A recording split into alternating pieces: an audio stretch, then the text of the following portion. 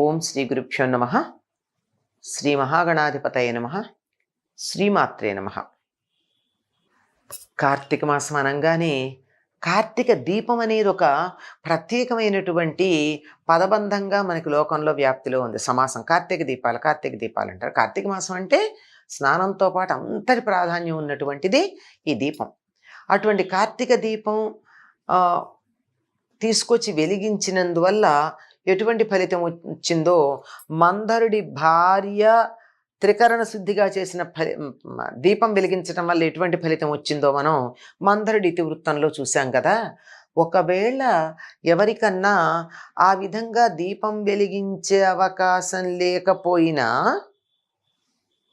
దీపాలు వెలిగిస్తే ఎటువంటి పుణ్యం ఉంటుందో అంతటి పుణ్యం ఎలా వస్తుందంటే, ఎవరైనా వెలిగించినటువంటి దీపం గనక కొండెక్కితే ఆ కొండెక్కిన దీపాన్ని వెలిగించినా, లేకపోతే ఒకవేళ ఒత్తి జారిపోతూ ఉంటే ఒత్తి పైకి తోసినా, అప్పటికే వెలుగుతున్నటువంటి దీపంలో కొంచెం నూనె వేసి అది మరింతగా ప్రజ్వలిరేటట్టుగా చేసినా ఇటువంటి పనుల వల్ల కూడా ఫలితం ఉంటుందట. అంటే ఈ మాట చెప్తే మీరు దీపాలు వెలిగించకండి అని కాదు అర్థం. దీపం వెలిగించటం ఎంతటి పుణ్యం కలిగిస్తుందో, కొండెక్కుతున్న దీపాన్ని మళ్ళీ ఒత్తి పైకి తోసి వెలిగేటట్టుగా చేస్తే కూడా అటువంటి సత్ఫలితమే ఉంటుంది అని చెప్పడం. నిజంగా ఉంటుందా అంటే దీనికి సంబంధించి ఒక ఇతివృత్తం ఉంది అని మనకి వశిష్ఠ మహర్షి జనక మహారాజుకి చెప్పినట్టుగా తెలుస్తోంది. ఆ ఇతివృత్తం విందాం. ఒకప్పుడు సరస్వతి నది తీరంలో ఒక పాడుపడిన దేవాలయం ఉంది. ఆ పాడుపడినటువంటి దేవాలయంలో దీపాలు వెలిగించి సరస్వతీ నదిలో ప్రతిరోజు స్నానం చేసి కార్తీక వ్రత దీక్ష పూర్తి చేద్దామని ఒక సన్యాసి అనుకున్నాడు. ఇది చాలా ప్రధానమైందండి. ఇందులో రెండు అంశాలు మనకు ముఖ్యంగా కనపడతాయి. ఒకటేమిటంటే పాడైన దేవాలయాలని ఉద్ధరించటం, రెండోది కొండెక్కుతున్నటువంటి దీపాన్ని మళ్ళీ ఒత్తి పైకి తోసి వెలిగేటట్టుగా చేయడం. రెండు కూడా చాలా ప్రధానం. కొత్త దేవాలయం నిర్మాణం కన్నా కూడా జీర్ణ దేవాలయ పునరుద్ధరణ అత్యధికమైనటువంటి ఫలితాన్ని ఇస్తుంది అని చెప్పి మనకి పెద్దలు చెప్పే మాట. ఈ రెండు ఇందులో కనపడతాయి ఈ ఇతివృత్తంలో. ఈయనేం చేశాడు, పాడుపడిన దేవాలయం, అక్కడెవరు దీపం పెట్టేది లేదు, దీన్నన్నా నా వ్రతానికి ఉపయోగించుకుంటానన్నాడు. కనీసం తాను ఇక్కడ ఉన్నంతకాలం అన్నా దేవాలయంలో దీపం పెట్టడం అనే సత్కార్యం జరుగుతుంది అని, అందుకని సమీప గ్రామానికి వెళ్ళి ఒక 12 ప్రమిదలు తెచ్చుకుని దానికి కావలసినటువంటి దీపాలు వెలిగించడానికి కావలసిన నూనె ఇత్యాదులు తెచ్చుకుని అక్కడ ఆయన చక్కగా పూజ చేస్తూ ఉన్నాడు. 12 ఈ 12 మరి దేనికి సంకేతమో తెలియదు కానీ ఆయన 12 దీపాలే పెట్టి రోజు పూజ చేసుకోదలుచుకున్నాడు. ఇలా చేస్తూ ఉంటే స్నానం చేసి దీపాలు వెలిగించి ధ్యానంలో కూర్చునేవాడు. అలా ఒకరోజు కూర్చున్నప్పుడు ఆ ప్రాంతంలో తిరుగుతూ ఉండేటటువంటి ఎలిక ఒకటి ఆహారం కోసం అక్కడికి వచ్చింది. అది ఎప్పుడూ అక్కడే ఆలయంలో ఉన్నది ఏం తినేదో, ఏ పురుగుల్ని తినేదో, ఏం తినేదో తెలియదు. ఇది వచ్చేటప్పటికి అక్కడ దీపాలు ఉన్నాయి, ఆకలిగా ఉంది, వెతుక్కుంది. అన్నీ వెతికితే ఒక ప్రమిదలో మాత్రం దీపం వెలగట్ల, ఒత్తుంది. ఇది బాగుంది, ఈ ఒత్తి తినేద్దాము అని చెప్పి నోటితో ఆ ఒత్తిని తీసుకుంది. తీసుకున్నది ఆగిందా? ఎలికకుండే గుణం ఏమిటి, ఇంకా ఇంకా సేకరిస్తుంది. చూడండి, ఎలిక కన్నాల్లో గనక చూసినట్టయితే బోల్డ్ ఆహారం ఉంటుంది, దాచిపెడుతుంది. అలా తీసుకోవడానికి తింటూనూ ఉంటుంది. అది అసలు నిరంతరం తింటూ ఉంటుంది.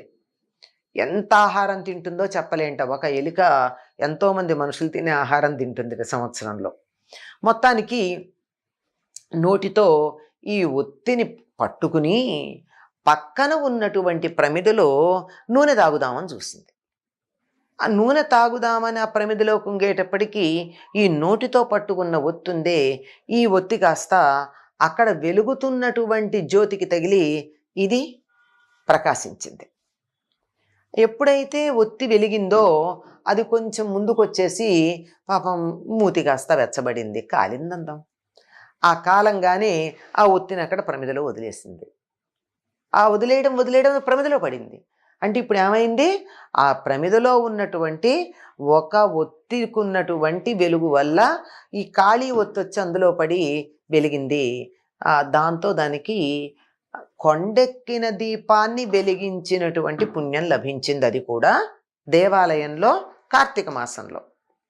దాంతో అది ఒక మానవుడుగా మారిపోయింది. తన ఎలుక జన్మను వదిలి తానెవరు, ఎందుకు ఇట్లా అయిపోయాను అన్న సంగతి దానికి తెలియదు. తెలియక అయోమయంగా నిలబడుంది. ఈ లోపల ధ్యానంలో నుంచి మెలకువ వచ్చినటువంటి ఆ సన్యాసి తన ఎదురుగా ఉన్నటువంటి వ్యక్తిని, నువ్వెవరు, ఎందుకు ఇక్కడున్నావు అని అడిగాడు. ఆయన కూడా అదే అన్నాడు, అదే నాకు తెలియట్లేదు, మీరేమన్నా చెప్తారేమోనని నేను ఇక్కడ నిలబడ్డాను అని చెప్పాడు. చెప్తే ఆయన తన దివ్య దృష్టితో చూశాడు. చూసి ఎలుక ఇలా మనిషిగా మారిందని, ఆ ఎలుక జన్మ రావడానికి, ఆ ఎలుక జన్మ నుండి మళ్ళీ ఇలా మనిషిగా మారడానికి కలిగిన కారణం ఏమిటి అన్నదాన్ని తన దివ్య దృష్టితో చూశాడు. ఏమిటి అంటే, ఈ ఎలుకగా ఇప్పుడుండి మనిషిగా మారింది ఏదైతే జీవి ఉందో, ఆ జీవి ఇంతకుముందు బాహ్లిక దేశంలో ఉన్నాడు. వాడిని బాహ్లికుడు అనే పేరుతోనే లోకంలో ప్రఖ్యాతి పొందాడు. జైన మతానికి చెందినవాడని ఒక పురాణంలో ఉంది, జైమిని గోత్రానికి చెందినవాడని మరొక పురాణంలో కనపడుతుంది. మొత్తానికి వ్యాపారం చేసేటటువంటి దృష్టితో ఉన్నవాడు, వ్యాపారస్తుడు. వ్యాపారం చేస్తే కూడా సరిపోలేదు, అతడు ఎన్ని రకాలైనటువంటి చెడ్డ పనులు చేసేవాడంటే చెప్పడానికి వీల్లేనని చెడ్డ పనులు చేసేవాడు. ఈ ధనం మీద దృష్టి ఉండాలే కానీ ఆ ధనం సంపాదించటానికి ఏ పనులన్నా చేస్తారు. అదొక్కటే కంటికి ఇలా పెద్దదిగా కనపడుతుంది, మిగిలినటువంటివన్నీ కూడా వాళ్ళకు అసలు ఏ రకమైనటువంటి లెక్కలోకి తీసుకోవలసినటువంటి అవసరాలుగా అనిపించవు. అలా చేస్తూ అతడు ఏం చేశాడట, తన ఆడపిల్లలు నమ్మేవాట. చాలా బాధ.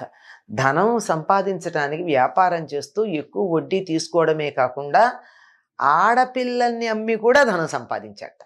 పోనీ ఇంత ధనం సంపాదించాడు కదా, దీంతో ఏమన్నా సుఖపడ్డాడా వాడు అంటే, ఆ ధనం అంతా తీసుకెళ్ళి భూమిలో పాతిపెట్టాట. భూమిలో పాతిపెట్టిన కారణంగానే భూమిలో ఆహారం దాచుకునేటటువంటి ఎలిక జన్మ ఎత్తడం జరిగింది.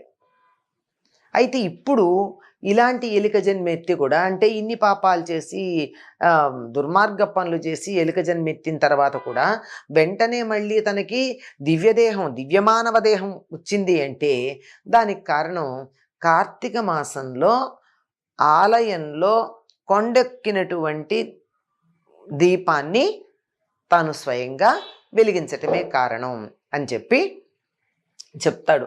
మరైతే నేనేం చెయ్యాలి దీనికి అంటే, ఆ ఋషి చెప్తాడు, ఆ సన్యాసి చెప్తాడు, నీకు ఎలాగో మానవ జన్మ వచ్చింది గనక నువ్వు తిరిగి వెళ్ళి నీ భూమిలో పాతిపెట్టిన ధనం తీయి, ఆ ధనంతో సత్కార్యాలు చెయ్యి, ఎవరెవరి పట్ల నువ్వు అపచారం చేశావో అవన్నీ సరిదిద్దుకో, నీకు గొప్ప అవకాశం లభించింది. అందరికీ ఇలా చేసిన తప్పులను సరిదిద్దుకునే అవకాశం ఉంటుందా? ఉండదు కదా. ఈయనకెందుకు వచ్చింది ఆ అవకాశం అంటే, కార్తీక మాసంలో ఆలయంలో కొండెక్కుతున్నటువంటి దీపాన్ని వెలిగించటం వల్ల.